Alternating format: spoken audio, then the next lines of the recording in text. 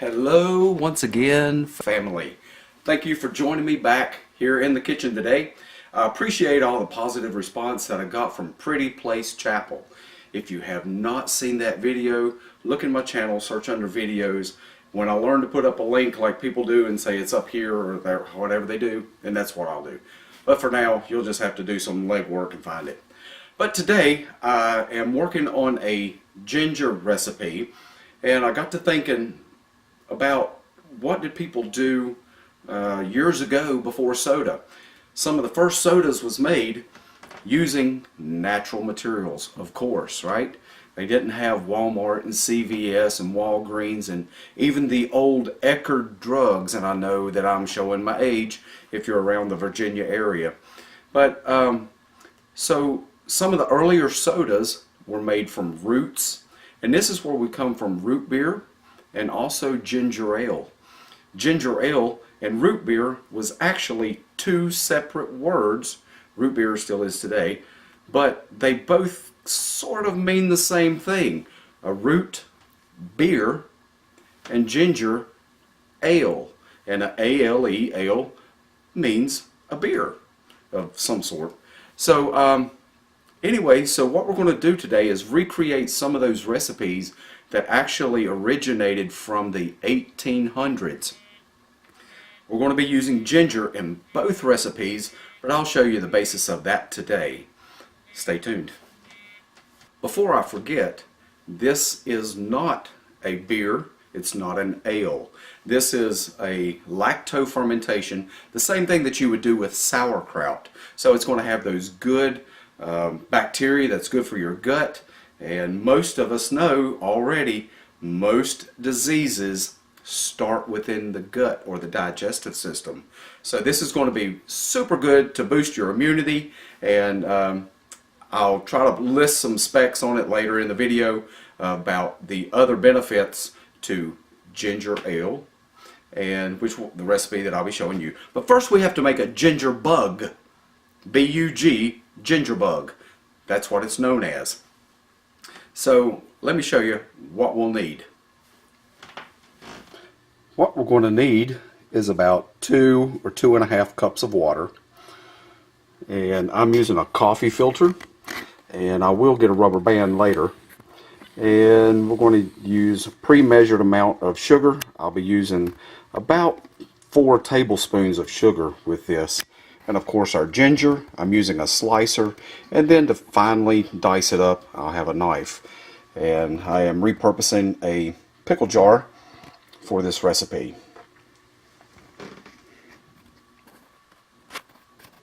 Okay, we've got a little bit different angle. The first thing I'm going to do is break off a piece of ginger. And this ginger is going to have all of the yeast that we'll need to make this recipe. I'm also using this adjustable slicer. You could do the same thing with a knife. This to me is just a little bit easier. I'm going to thinly slice this. It's actually very thin.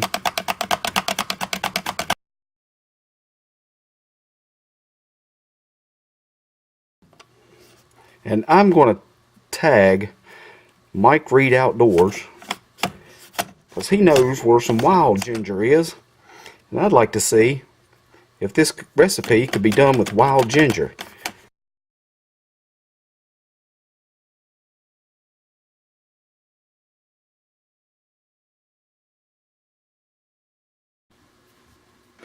Now that we have our ginger sliced, and you can chop it up a little more fine, but I really think this is be just fine. Okay. And another thing, remember you want the peel, because that is where the natural yeast is going to be. Okay. We'll take our jar and just dump our ginger in here. It really smells good. I just was kind of turned off from pickled ginger at the Chinese restaurants. I got it one time thinking it was sliced carrots. Boy, was I in for a surprise. So I'm trying to get all of these pieces of ginger peeling that just kind of tried to escape and evade. And I'm going to throw in my sugar, about 2 tablespoons or so. And I'm going to go ahead and put my water in here, okay?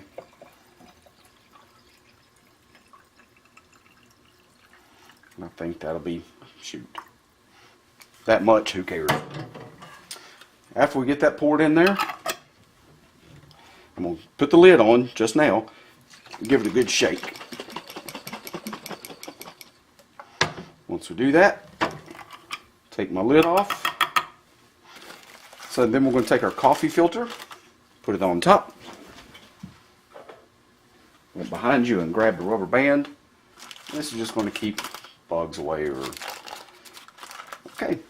And I'm going to let it sit on the counter for about 3 to 4 days. Today's Wednesday the 10th, so hopefully when we come back we'll see some bubbles. Day 2, and so this is Thursday the 11th. I don't know if you can see this. We already have some bubbles coming up. So I'm just going to feed the yeast some more, another 2 tablespoons, and stir it up. See if I can do this one-handed. Dumping it in there. Now you can see them bubbles. I'm going to stir it. Just a little quick stir. Sounds like Bob Ross. Just a little something. Today it's a quick stir. Then I'm going to cover it up just like before and come back tomorrow. And this is day 3, April 12. So we have fermentation. Again, this is just like kraut. This is a lacto fermentation. And I'm going to feed it one more time, just the same as before. So I'll probably have to set the camera down. And it's going to get weird on us, but whatever. And again, about this much, or about 2 tablespoons of sugar. And oh wow, let's pick it back up here and look what's going on. I guess I observed it before I picked the camera up, but all of a sudden there was just kind of a little explosion of bubbles. So we'll get our same plastic spatula and just give it a quick stir. And I'm going to let this go for one more day, let it sit overnight, and then tomorrow we'll go to the next step. Okay, we are back in the kitchen today. It is Saturday, April 13th, and we have last fed our ginger bug, and I don't know if this is coming up on camera or not, but we do have bubbles, and I can even see some coming up, so it's working just like our sauerkraut does. The next thing that we're going to need to do is make a ginger tea. And actually I started the recipe before I thought, oh my goodness, I gotta record this. So what I'm doing is I chopped up just about the remainder of my ginger root. And I'm throwing this in a glass pot. You don't want to use aluminum. And I saved a couple of pieces of ginger so that I can feed my ginger bug later. After we put our ginger root in our pot, then I'm going to add 2 quarts of water and put it on the stove. I'll bring you back. Alright, we've got our water and our ginger root on the stove. I've got it on high. I'm going to bring it to a boil, and as soon as it starts boiling, I'm going to cut it down and simmer. And that's so we can get all of the flavor out of the ginger that we want. While that's heating up, I'm going to add 1 cup sugar. Remember, the yeast is going to eat some of that sugar and make our carbonation.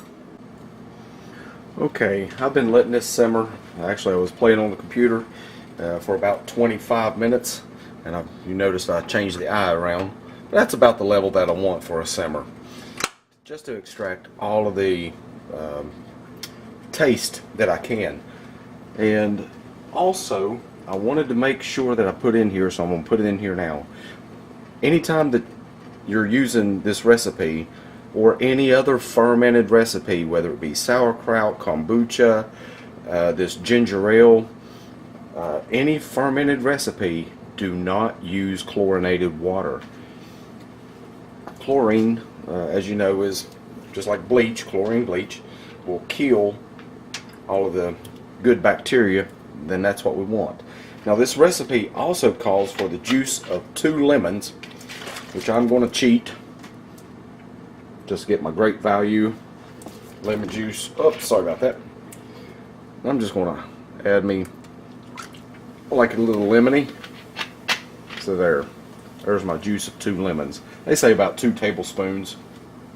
We're going to let that come down to a room temperature to where I can stick my hand in, and while I've still got some residual heat, that will help to get more flavor. Now that my ginger tea has cooled off where it's about room temperature, I'm using a repurposed Coke bottle. We don't drink Coke, but a friend at work saves them for me because he does. So I'm just going to pour off some of this, and I'm not worried about if some of the ginger comes back, comes out or not. I can always put it right back in since it's fresh ginger. Sorry, my hand's in the way. I think that'll be enough for that. I'm going to put this ginger right back in here, and then later I'll top it off with non-chlorinated water, whether it be rainwater. I do have well water, so it doesn't have chlorine. You can also, if you do have chlorine, you can let it set out overnight and the chlorine will evaporate out. I'll bring over my ginger tea.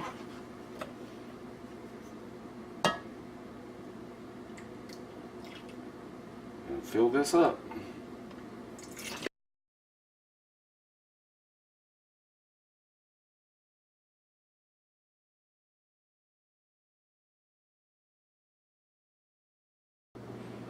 Okay, with my 2-liter bottle full as I'm going to put it, I've left room at the top. I didn't fill it all the way up because I want to save room for the expansion of air.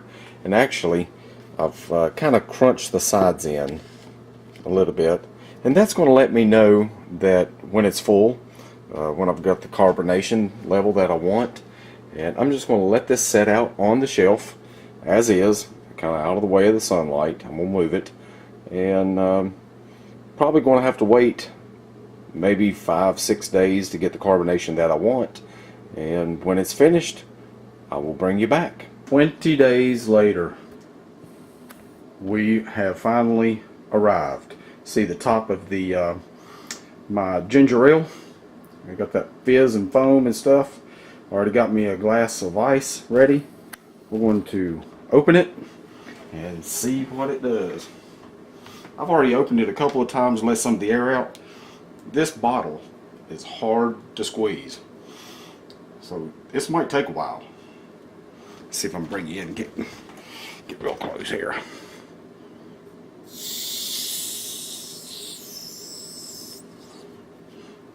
Yeah, I'm gonna have to do this quite a few times probably.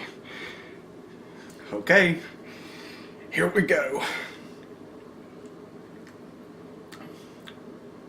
You know what? Not bad at all.